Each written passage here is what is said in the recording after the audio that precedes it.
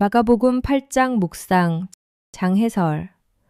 마가복음 8장은 사람들이 예수님을 가까이에서 보면서도 끝까지 제대로 이해하지 못하는 모습과 예수님께서 제자들에게 참된 믿음과 제자의 길을 가르치시는 장입니다. 장 앞부분에서 예수님은 광야에 모인 사람들을 불쌍히 여기시며 칠병이어의 기적을 행하십니다. 사람들에게 먹을 것이 없다는 사실을 먼저 말씀하신 분도 예수님이셨습니다. 마가는 이 장면을 통해 예수님께서 단순히 능력을 보여주시는 분이 아니라 사람들의 필요를 먼저 아시는 분임을 보여줍니다. 하지만 바리새인들은 이런 기적을 보고도 다시 표적을 요구합니다. 그들은 예수님 앞에 있으면서도 믿지 못했고 눈앞의 기적보다 자기 기준과 판단을 더 붙들고 있었습니다.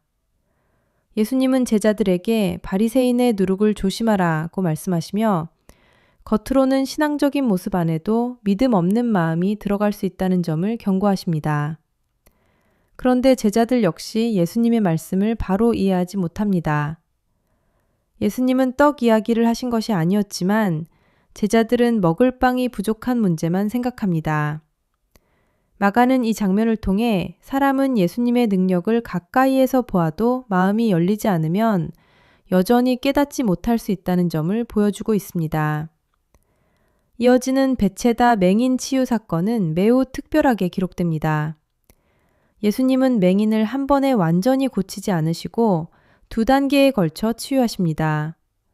처음에는 사람들이 나무처럼 보인다고 말하고 이후에야 분명히 보게 됩니다. 마가는 이 장면을 통해 제자들의 믿음과 깨달음도 조금씩 열려가고 있다는 흐름을 함께 보여주고 있습니다. 그리고 장 후반부에서 예수님은 제자들에게 너희는 나를 누구라 하느냐고 물으십니다.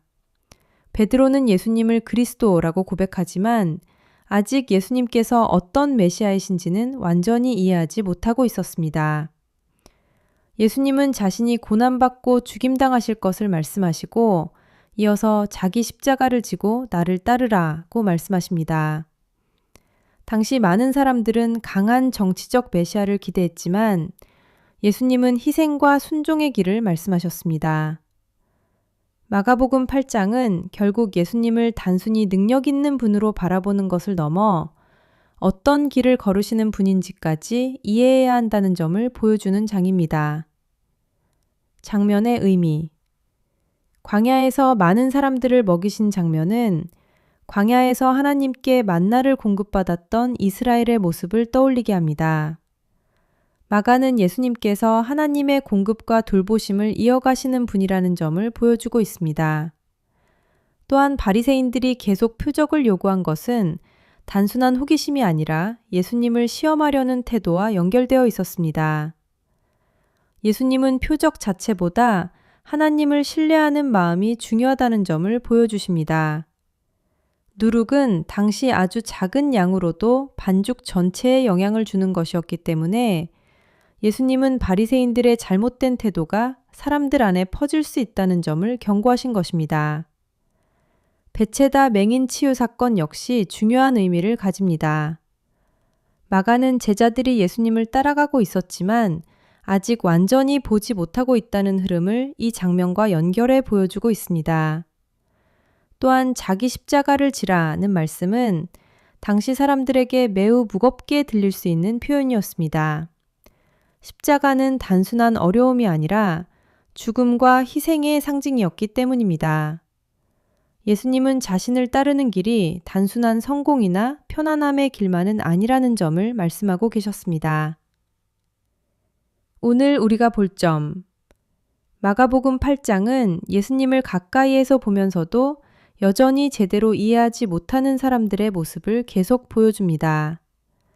바리새인들도 제자들도 각자의 기준 안에서 예수님을 바라보고 있었습니다.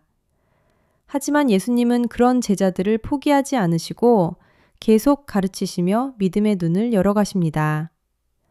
믿음은 단번에 완성되는 것이 아니라 예수님을 따라가며 조금씩 열려가는 과정임을 보여주고 있습니다. 또한 이 장은 예수님을 단순히 내 문제를 해결해주는 분으로만 바라보는 것을 넘어 어떤 길을 걸으시는 분인지 바라보게 합니다.